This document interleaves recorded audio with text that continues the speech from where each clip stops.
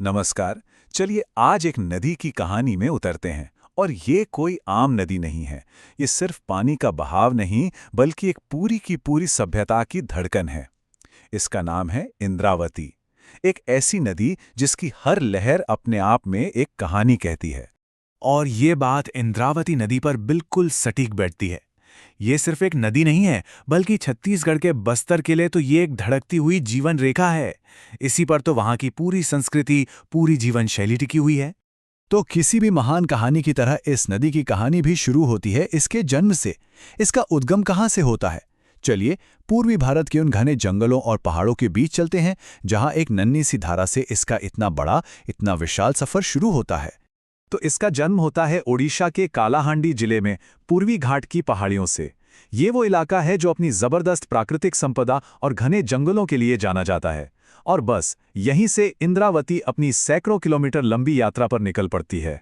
अब यहां से शुरू होता है इंद्रावती का एक लंबा सफर। और ये कोई छोटा मोटा सफर नहीं है। ये एक ऐसी यात्रा है जो 3 अलग अलग राज्यों की सीमाओं को पार करती है। और जहां जहां से गुजरती है, वहां के नक्शे को, वहां के जीवन को एक नया आकार देती है। तो मतलब ये सिर्फ एक नदी का सफर नहीं है, ये तो 3 राज्यों ओडिशा, छत्तीसगढ़ और तेलंगाना की एक आपस में जुड़ी हुई कहानी है। एक ऐसी कहानी जहां ये नदी लोगों की जिंदगी का, उनकी खेती का और उनकी संस्कृति का आधार बन जाती है। चलिए इस सफर को थोड़ा और करीब से देखते हैं।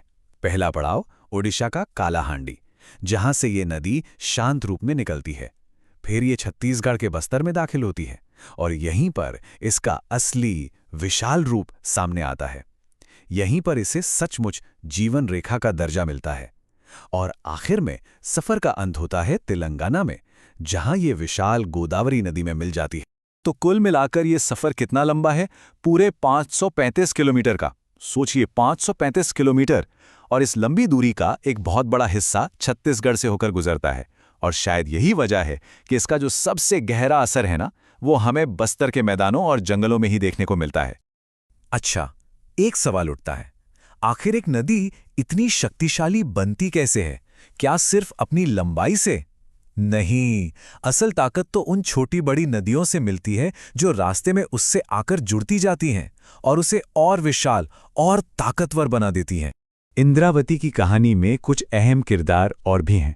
इसकी सहायक नदियां नारंगी, बोड़ा, कोटरी और डंकनी, ये सिर्फ पानी लेकर नहीं आती, ये तो अपने साथ पहाड़ों और जंगलों से जरूरी खनिज और जीवन देने वाले तत्व भी लाती हैं। और इसी वजह से इंद्रावती का पूरा बेसिन इतना ज्यादा उपजाऊ और समृद्ध है। अब आते हैं सफर के सबसे शानदार पड़ाव पर, एक ऐसा नज़ारा जो इंद्रावती दुनिया के सामने पेश करती है और जो पूरी दुनिया में मशहूर हो चुका है। कह सकते हैं कि ये इस नदी के ताज में जड़ा सबसे कीमती हीरा है। तो जब ये नदी छत्तीसगढ़ के जगदलपुर के पास पहुंचती है, तो वहां एक चौड़ी चट्टान से अचानक नीचे गिरती है और एक ऐसा शानदार झरना बनाती है जिसकी कोई मिसाल नहीं। और इसकी इसी विशालता और बेजोड़ सुंदरता की वजह से इसे एक बहुत खास नाम मिला है। जी हाँ, इसे भारत का न्याग्रा फॉल्स कहते हैं। ये है शानदार चित्रकूट वाटरफॉल। और अगर इसे असली रूप में देखना हो तो मॉनसून में देखिए। जब नदी पूरे उफान पर होती है तो इसकी वो घोड़े की नाल जैसी चौड़ाई और पानी की वो दहाड़, वो इंद्रावती की असली ताकत और खूबसूरती को बयां करती है। लेकिन चित्रकूट की ये खूबसूरती तो एक पहलू है। इससे भी कहीं बढ़कर इंद्रावती का जो असली महत्व है वो बस्तर के लोगों के लिए है। ये नदी उनके लिए सिर्फ पानी का एक जरिया नहीं है, ये तो वहां की संस्कृति, वहां के समुदायों की आत्मा है, उनकी सच्ची जीवन रेखा। कहते हैं कि इसका नाम देवताओं के राजा इंद्र के नाम पर पड़ा है। और शायद यही वजह है कि वहां के स्थानीय आदिवासी समुदाय इसे एक मां का दर्जा देते हैं, एक पवित्र नदी मानते हैं। उनके त्योहार, उनके रीति रिवाज, सब कुछ इंद्रावती के आसपास ही घूमता है।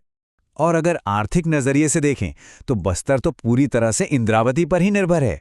जैसा कि यहां दिख रहा है, यहां की अर्थव्यवस्था का जो पहिया है वो धान और मक्के की खेती से घूमता है। और इस खेती के लिए पानी कहां से आता है? इसी नदी से। इसके अलावा सिंचाई के प्रोजेक्ट्स, मछली पालन, ये सब हजारों लोगों को रोजगार देते हैं। मतलब साफ है, ये नदी इस इलाके का असली आर्थिक इंजन है। लेकिन ये कहानी सिर्फ इंसानों की नहीं है। इंद्रावती तो एक पूरे के पूरे जंगली संसार को भी जीवन देती है। इसके किनारों पर जो घने जंगल हैं और उनमें जो अनगिनत जीव जंतु रहते हैं, वे सब के सब इसी नदी पर निर्भर हैं। ये नदी अपने किनारों पर साल और सागौन के घने जंगलों को सींचती है, और ये जंगल घर हैं जंगली भैंसों, बाघों, हिरण और न जाने कितने ही वन्य जीवों का। यहाँ की जो जबरदस्त बायोडायवर्सिटी है, उसे बचाने के लिए ही तो इसके किनारे इंद्रावती नेशनल पार्क बनाया गया है। इससे पता चलता है कि पर्यावरण के लिए ये नदी कितनी जरूरी है। तो इस पूरे सफर के बाद एक बात तो साफ है, इंद्रावती सिर्फ नक्शे पे बनी एक नीली लकीर नहीं है। ये तो छत्तीसगढ़ और उड़ीसा की संस्कृति की, अर्थव्यवस्था की और वहां की कुदरत की धड़कन है, एक जीती जागती धरोहर।